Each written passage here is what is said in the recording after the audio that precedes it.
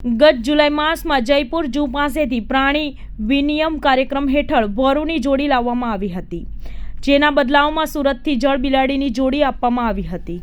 Nature park ખાતે લવાયેલી વરુની જોડીને તેમના પાંજરામાં બ્રીડિંગ સિઝન ઓક્ટોબરથી જાન્યુઆરી દરમિયાન હોવાથી પૂરતી પ્રાઇવસી આપવામાં આવી હતી. ગર્ભધારણનો સમય અંદાજે 60 થી 72 દિવસનો હોય છે. તેમાં માદા વરુ ગર્ભવતી હોવાનું સામે આવતા જ નવા પાંજરામાં માદા વરુને શિફ્ટ કરવામાં આવી હતી. વરુના નવા પાંજરામાં એક કૃત્રિમ બખોલ પણ બનાવવામાં આવી હતી. આ બખોલમાં ગત 4 જાન્યુઆરીના રોજ માદા વરુએ 2 તંદુરસ્ત બચ્ચાઓને જન્મ આપ્યો હતો. હાલ આ બચ્ચાઓની આંખો ખુલી ગઈ હોવાનું કહેતા હિનાબેને ઉમેર્યું હતું કે જેવી માદા વરુ પોતાના બચ્ચાઓને લઈને બખોલમાંથી બહાર આવશે ત્યારે લોકો તેને જોઈ શકશે. હાલ આ પાંજરા પાસે કોઈને પણ જવા દેવામાં આવતા નથી, કારણ કે માદા હિંસક બને તો બચ્ચાઓને પણ નુકસાન પહોંચાડી શકે છે.